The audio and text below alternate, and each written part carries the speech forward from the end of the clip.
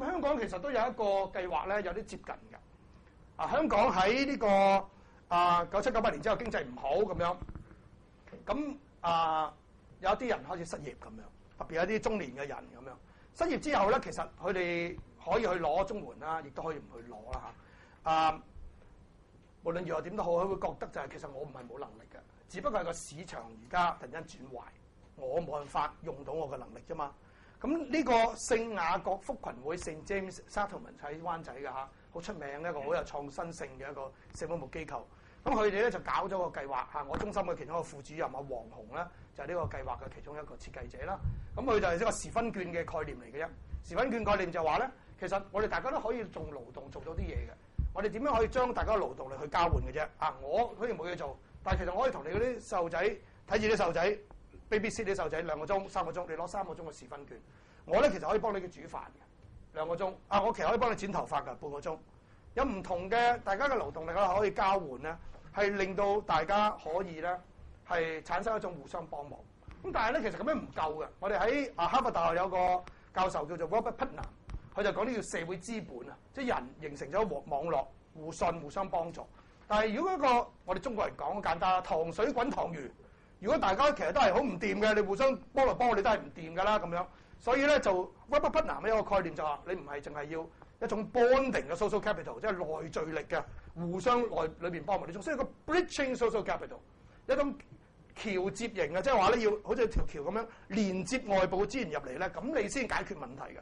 咁當然啦，呢個機構就係一個橋梁啦，幫佢接外邊嘅一啲嘅資源啦。譬如話，如果有個企業有間公司，佢願意捐錢或者捐嘢嚟，佢又可以透過呢個中心咧去做條橋咁樣，將啲嘢轉入呢個社區啦。舉個例子話，最受歡迎係個麵包店，個麵包店我願意捐麵包俾我呢個區呢啲需要幫助嘅人，但係啲人咧就唔可以咁嚟呢個麵包店攞麵包啦，佢要攞個時分券我做咗2個鐘頭勞動，我嚟呢度可以攞1磅麵包或者2磅麵包嗰啲咁。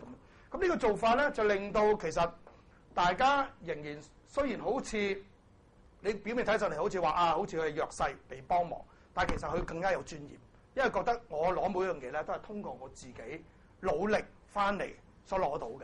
咁我亦都有個學生做過一個碩士論文，就係喺佢哋呢班嘅參與者中間，你會發覺咧，其實佢哋嗰種精神狀態係比較好嘅，即係相對你就咁坐喺處等綜援，冇嘢可以做，同埋你可以咁樣入一個計劃裏邊。無論有攞綜援有冇綜援啊，佢更加有準備啦，可以翻入去市場裏邊，因為整個精神狀態係比較好。咁講開呢啲精神狀態，我有個學生都做咗份好正嘅論文好多年前，而家係一個區議員嚟嘅。我唔講佢邊個啦，唔想同佢宣傳，呢啲就係要計錢嘅宣傳。咁我最記得佢以前做嗰個論文咧，就係做香港嘅露宿者。我好中意個論文，點解咧？因為我喺美國生活嗰段日子咧，我好感受到呢個論文嘅威力。佢話佢個論文咧寫到一個部分咩咧？露宿者係要分類，分幾類2、3類，分咗3類。跟住咧，呢3類嘅露宿者嘅味道係唔同。因為我呢個學生係要長時間，我要去仆喺個社區裏邊喺油麻地橋底嗰度去做研究，所以我已經開始分到嗰啲露宿者嘅味道。咁你喺美國生活過，你就知道露宿者嘅味道係好清楚。我好遠知道有露宿者喺附近。咁但係原來嗰隻只係某一隻露宿者，嗰隻已經係基本上係唔會翻入個社會㗎啦。即係佢睇露宿者裏係有幾隻㗎，冇乜味道嗰啲，甚至係你完全唔知佢嗰時訪問97之後經濟唔好，哇！佢原來發覺有啲後生仔去露宿喎。朝頭早咧，臨天光就翻去中環個辦公室嗰度刷牙洗面，整到乾乾淨淨。同事根本就唔知道佢露宿嘅。咁問你點解要露宿啊？因為我就嚟要結婚，所以咧我儲錢去買居屋，所以我費晒呢啲錢就係租屋咁樣。咁佢話其實就喺度瞓喺街度。咁呢啲冇味嘅，冇味嘅啊！最勁嗰啲味嗰啲咧，就係已經係好長時間已經瞓街到咗地步咧，佢已經冇意志翻個社會裏邊嘅。我哋訪問嘅過程裏邊咧，佢成日話好攰嘅。點解你唔去見工啊？你咪約咗見工㗎啦。嗰日好攰，起唔到身啊咁樣。佢冇嘢做㗎，佢日日就喺度瞓，好攰嘅原來。即係你當你冇嘢做嗰時係好攰嘅，因為其實個攰係成個精神意志嘅問題。佢係好攰，長時間覺得好疲倦嘅。咁嗰啲嘅味道係好清楚㗎啦，即係話佢唔開始已經放棄啦，佢就開始個味道出嚟嘅。點解唔沖涼？佢好長時間唔沖涼。咁其實你從個味道已經知道佢個精神狀態係點樣嘅。咁仲有即係第3就係中間嗰隻嚟嘅，呢2隻中間嗰隻，佢有啲味道，但係味好濃烈。咁嗰啲仲喺度掙扎當中啊！你嗰啲仲唔去幫佢咧？你社工啦就弊㗎啦，就跌落去嗰隻好濃烈嗰隻味道。咁我覺得好正啊個論文係嘛？即係從呢個味道佢可以分得到幾多隻。咁呢啲當然就好有長時間浸喺嗰度啦嚇。咁啊，我個學生另一個學生做就係知道啦，即係嗰種精神狀態唔同嘅。即係當你有一個咁樣嘅 scheme 喺樹嘅話，佢係唔會咁容易沉落去裏邊嘅。好啦，另一個例子就係我哋講環保嗰陣時候咧，我哋講sustainability可持續發展。咁我哋就係成日都係用一啲又係傳統嘅方法啦，以前係咪？一係就勸你啦，哎呀，我哋要即係愛護大自然啊！細細個教你啊，地球先生病了啊，黏晒膠布喺個頭度啊，我哋要愛護佢啊，又或者懲罰你啊啲咁樣。咁我哋睇睇啲唔同嘅做法，譬如波蘭裏邊咧有一個 European Centre for Ecological Agriculture and Tourism。呢個組織係點樣做法咧？佢個做法就係咁嘅，佢係鼓勵啲人有機耕作嘅。咁但係有機耕作好多人會覺得好大風險，因為我有機耕作嘅話咧，個市場係窄好多嘅。你話俾我聽個 product 貴，但係可以都風險大喎，賣唔賣得出啊？所以其實農民咧就好驚嘅，佢可能就話我情願都用翻慣行，即係台灣嘅用語叫慣行耕作法，就係用農藥啦，係嘛？殺蟲水啦啲咁樣，咁盡量係做到可以安全啲咁多，可以賣得到啦。我講呢度我又諗起另一個故事，我最近帶一班學生就係去同埋啲大陸 NGO 去台灣睇一個計劃，一個 organic farm 就係種茶葉嘅，好正嗰個。佢個概念就係一杯茶拯救一個水庫。台灣嗰個我講書就係咁嘅，好恐怖啊！講講就飛咗邊度啊？台北咧嗰個水庫咧就係一個飲水嘅地方，就係翡翠水庫。翡翠水庫咧個水源咧一路咁樣流落嚟咧，其實係一條河。嗰條河咧我哋叫溪啊，台灣中叫溪。兩邊個山係好斜嘅，好斜嘅地方裏邊咧就種晒茶嘅。咁呢啲斜坡咧一落雨咧就跌落去㗎，啲泥咧就落去個河嗰度。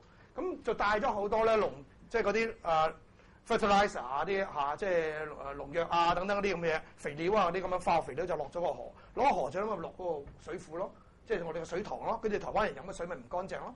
咁有個 project 就係佢一杯水一杯茶拯救一個水庫，其實就係想兩邊嘅農民咧就用有機耕作嘅。咁我最記得嗰個農民，我親自上到去睇佢，咁都幾過癮嘅呢個農民。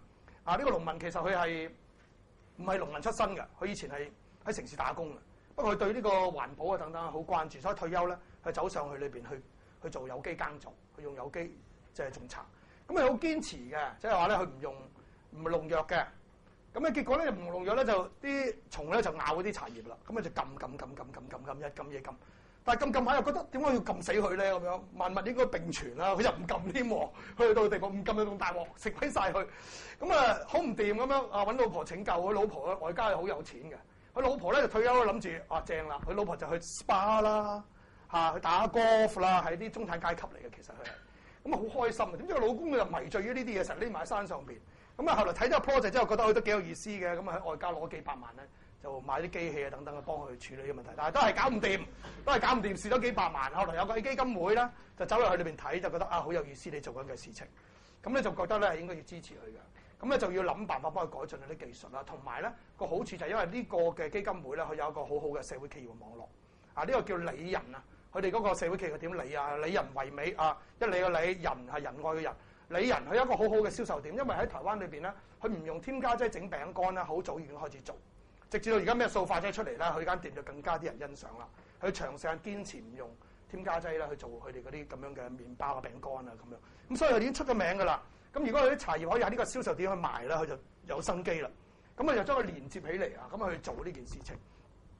所以咧，其實好多呢啲嘢咧，都需要用一個真係你要諗通一個 business model，你先至可以做。如果唔係，你淨喺度撳又唔撳，或者即係純粹一種信念係唔夠嘅，係唔夠嘅。你點樣去sustain到佢？佢個做法就話，如果你用有機耕作、農民有機耕作咧，我呢個組織咧就會帶啲遊客去你個農場嗰度去玩農家樂即係大陸講法。因為我成日都用大陸語言，因為我大部分喺大陸即係農家樂就會嚟咧去睇你啲農場。邊度有人會帶人去去郊外旅行去睇你用化肥啊？係嘛？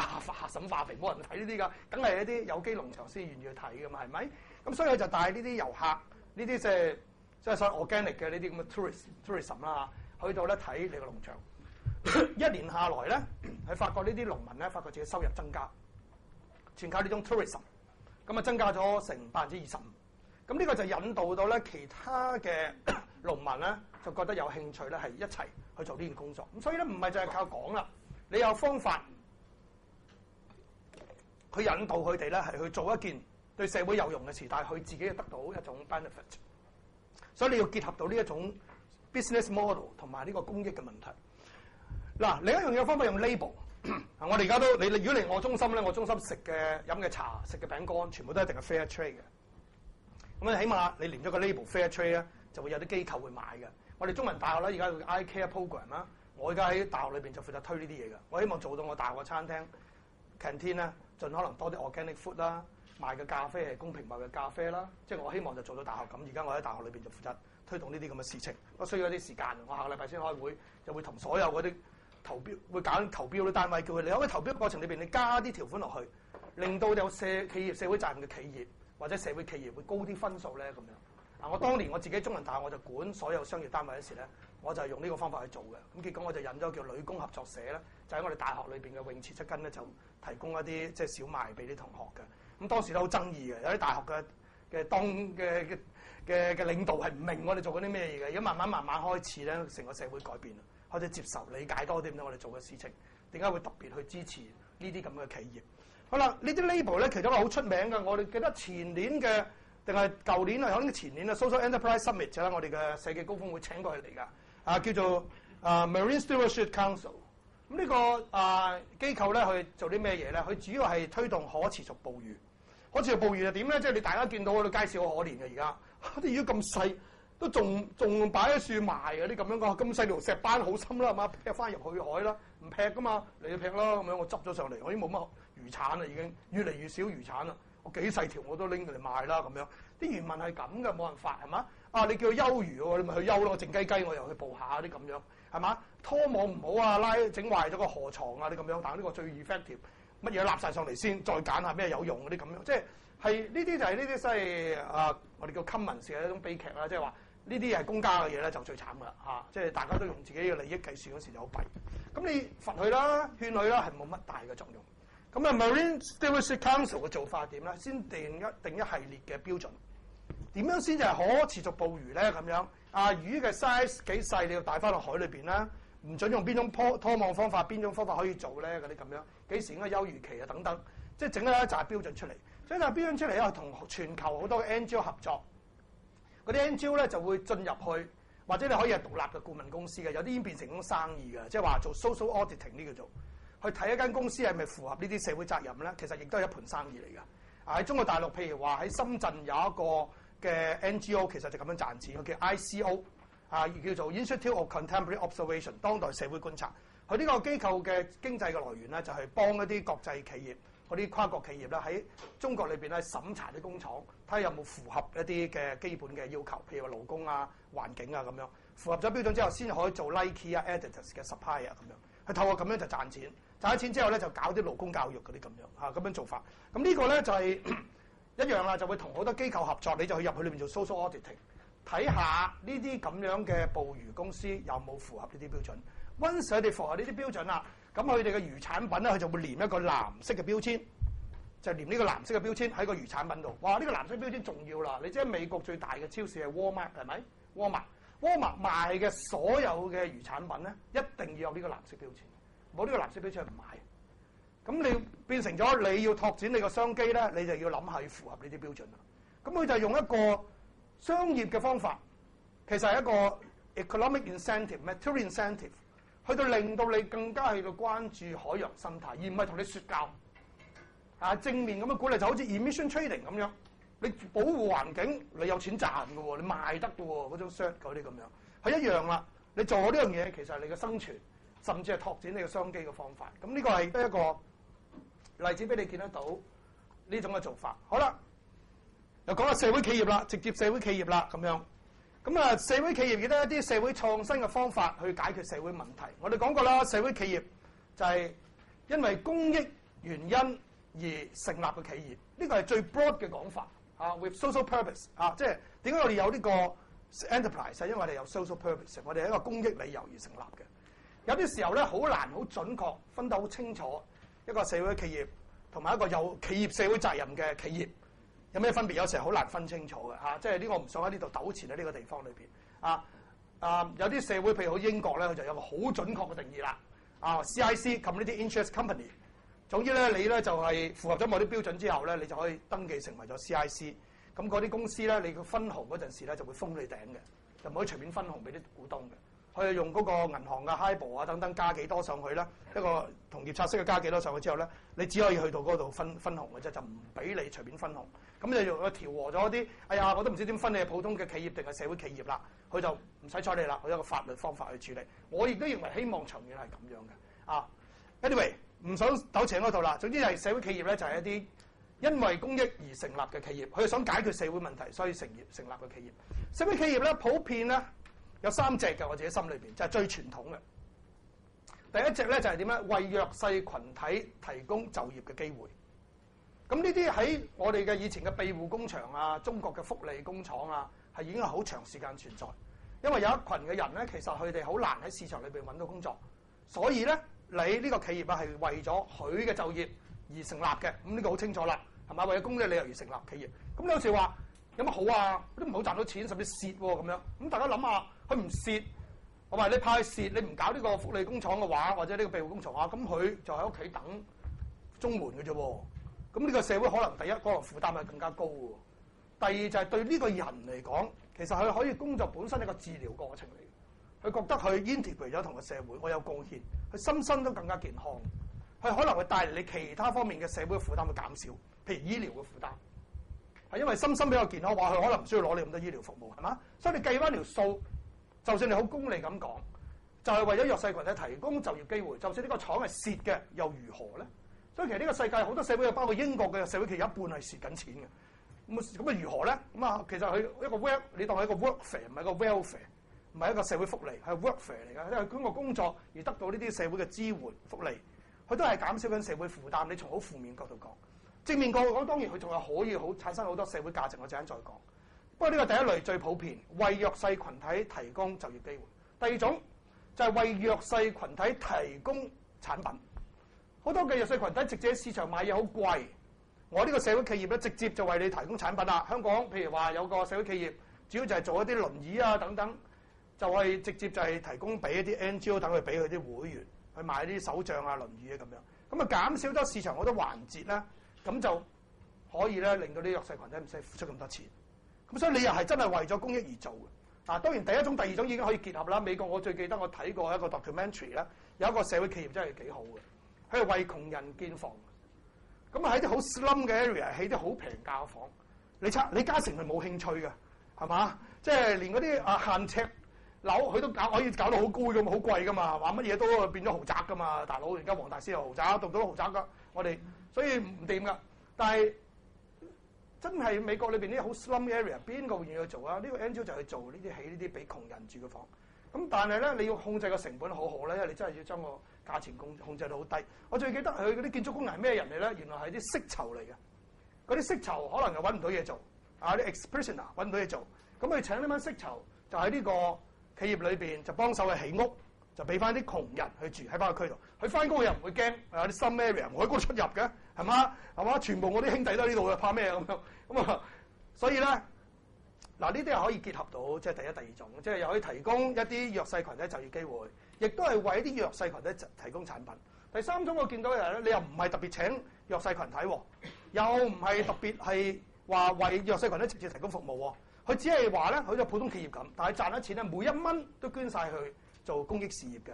其中一個好出名就係 Paul Newman 保羅紐曼喺美國嘅一個電影明星啊，又係車手啊，又係電影明星啊，咁有啲似韓寒咁嘛嚇。咁咧就韓寒似佢咁啊，調翻轉嚇。Paul Newman 好嘢就係你知唔知有隻產品係佢㗎？你哋要去香港嘅超級市場，如果係去啲貴價啲嘅超級市場，去中環嗰啲話買晒organic food 呃你嘅嚇，原來發覺都唔係，我有睇過好多嘢唔係organic㗎啦，只要擺咗裏邊嘅咁嗰啲超市裏邊先買嘅，叫 Newman's Own，Newman's Own，Newman Paul Newman 嘅 Newman's Own OWN， 全部都係買一啲咧有機嘅沙律嘅 dressing 等等呢啲咁樣嘅健康嘅食品。咁呢個企業咧咁多年來咧已經賺咗幾億嘅美金咧，全部每一蚊咧都捐晒去做教育嘅事業嘅。咁所以呢個企業佢完全係唔係為咗賺錢嘅，佢好清楚個 mission 定出嚟，我就係最撚尾係要支持公益事業，特別係教育事業嘅。咁呢三類都係好普遍嘅。咁呢啲嘅我哋中國而家啱啱起步嘅社會企業，我哋都見到呢啲咁樣嘅社會企業出嚟啦。譬如話兔王任旭平喺四川嘅，我真係好 admire 佢㗎，好犀利㗎嚇！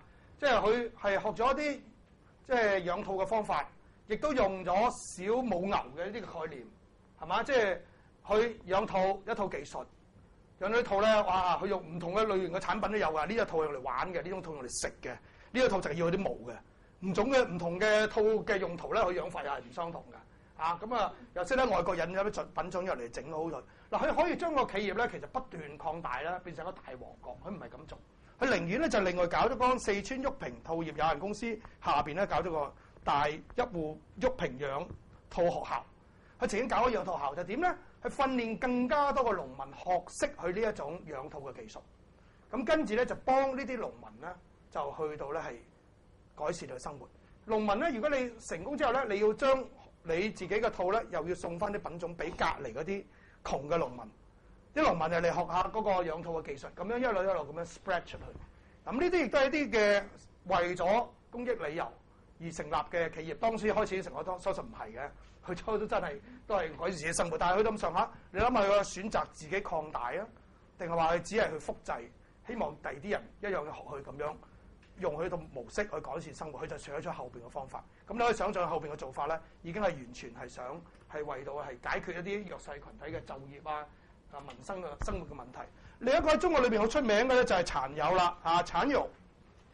咁英文咧咁啱你好似 can you 咁樣，呢個普通話嘅拼音嘅 can you 咁樣，即係 you can 好話其實就係話 can you can 好話每個殘疾人士都係可以嘅。咁我俾個網頁裏面睇下佢哋都幾有趣㗎，佢哋你睇下一開始。蠶蛹係什麼？它是一次溫柔嘅革命。殘疾人依靠電腦屏幕做外面嘅事情。它是一種民生嘅工具。弱勢群體依託高科技強勢就業。它是一種生活方式。越是殘疾越要美麗。它是一間社會企業，基於良知創辦解決社會問題嘅企業。它是一個慈善嘅平台。義工、社工、社會組織同埋社區依託殘友互相互助互用。他是一位特殊經濟參與者，殘疾人特殊人力資源陷入高新產業。他是一串勵志嘅故事，流傳於江湖，而無法訴諸於筆墨。他是一個江湖，不拋棄不忘記每一位兄弟同埋同行者。咁真係好犀利嘅喎！佢咧就係能夠將一班殘障人士，但係真係有相當高嘅技術嘅人組織起嚟。跟住做好多嘅軟件嘅設計，包括同一啲動畫你啲美國啲好勁嗰啲艾凡達等等啲咁樣去同你寫一啲咁樣嘅 software 啦，去做呢啲好高端嘅技術嘅嘢，就為一班殘障人士提供呢啲。但係亦都有設計另一條生產線咧，係俾一啲冇咁高技術嘅一啲殘障人士咧，係揾到工作做。咁佢哋又成立一個基金會啦，喺個社會裏邊咧係推動一啲公益嘅事業，去支持殘障人士。咁咧就形成咗一個平台咧，大家可以咧互相支持。創辦人咧鄭慧玲咧，其實佢自己係一個血友病患者嚟嘅，佢每日都要換血嘅。其實佢每日都喺生死之間嘅，佢每日真係喺生死之間，唔係講笑嘅，即係每日都諗緊自己會死嘅。咁呢個就呢一位啦鄭慧玲。咁佢創辦呢個企業，佢每日都覺得自己係最後一日嚟嘅，咁樣嘅心志去做，咁亦都幫助咗好多其實殘障人士咧，係提供咗佢哋好多機會。呢啲都係比較你可以話。就係一啲嘅我覺得已經多咗啲理念啦，唔係淨係話提供就業啦，已經開始更加強調佢對整個社會都有責任感。我哋再俾你大家睇嘅咧就係點樣通過社會企業咧，佢想 achieve 更加多。佢唔係淨係話，好似我就講嗰3種傳統嘅提供就業、提供服務產品或者咧就係為咗攞一啲利潤之後去做公益事業。佢希望咧就透過呢一個嘅社會企業嗰個提供服務產品過程裏邊咧。係改變人嘅觀念，特別就係對抗歧視嘅。咁呢度咧，我舉2個簡單嘅例子俾你嚇。第一個，呢2個都會俾你有機會係經歷一下呢啲弱勢群體或者係想幫助嘅對象嘅處境嘅。有一個叫 Dialogue in the Dark， 德國嘅一個社會企業，而家喺香港已經開咗，即係阿 Soka 嘅其中一個即係主要負責人Patrick 張，就係呢個DID Dialogue in the Dark 嘅一個創辦人，喺香港嘅創辦人。得唔得咁佢哋就俾你經歷下黑暗盲嘅世界係點樣嘅，盲人世界係點樣嘅。佢哋有唔同嘅產品，佢哋有啲喺酒店裏邊辦 workshop， 佢哋有一啲體驗館俾你體驗。佢哋最近辦咗2個 concert 都好成功嘅，但係 concert in the dark， 仲有喺外國咧就有餐廳黑暗中嘅餐廳嗰啲咁。嗱咁我簡單講幾句，睇下佢做啲咩嘢咧咁樣啊。我參加個 workshop，但係我哋有一個協議嘅。入咗去之後出翻嚟咧就唔講嘅，呢個唔係黑社會嘅原因啊！黑社會係咁啊，你唔好出去亂講嘢啊！呢個江湖嚟㗎，咁樣唔係咁嘅原因啊！即係因為想大家入去裏邊咧有一個新嘅經歷、咁驚喜咧，所以我哋都希望咧唔好出嚟講太多裏邊做乜，咁你入去先有種新嘅經驗，所以我唔講得㗎。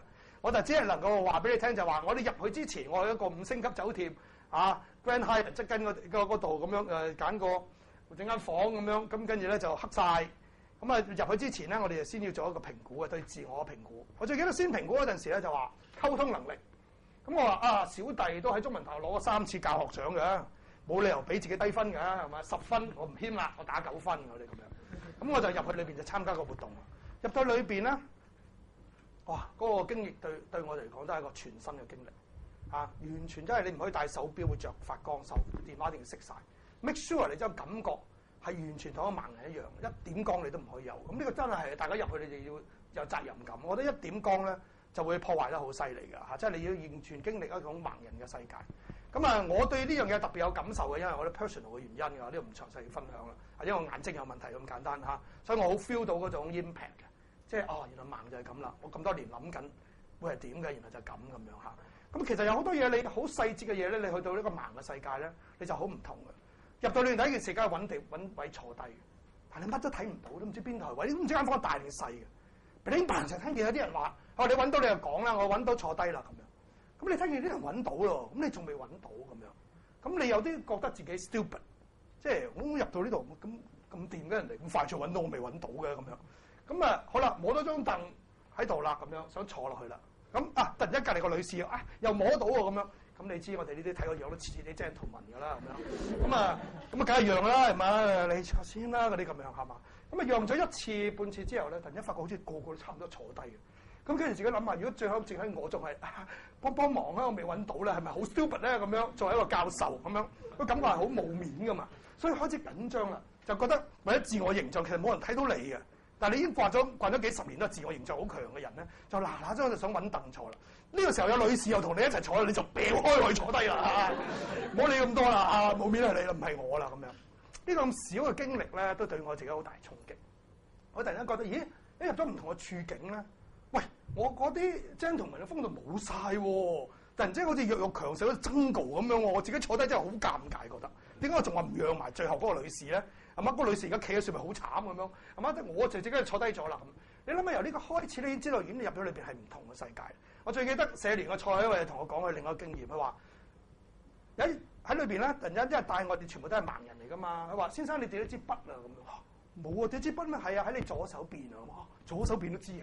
咁啊執翻真係跌咗支筆喎咁樣。喺嗰個世界裏邊咧，咦？我哋就覺得我哋好慌張，但係佢哋好似盲人咧、視障人士咧，好似乜都睇到晒嘅，完全係唔同嘅。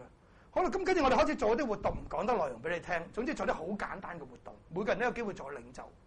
咁跟住我以為自己好有領導力啦，同埋我嘅溝通能力好強啦，應該話俾你聽人點樣做啦。喺完全黑暗當中教人做啲嘢啦，結果做到一塌糊塗。出嚟之後咧，又要重新打分啦。你究竟覺得自己嘅能力係點咧？咁樣去到呢個溝通能力，我打自己唔知4分定5分，打到好低。即係覺得自己原來溝通能力係唔得嘅。唔係好似我自己想像以為我講嘢咁清楚，係嘛？即係我咩咁多 speech 都冇問題，原來我入到裏邊發覺自己溝通能力係唔掂嘅。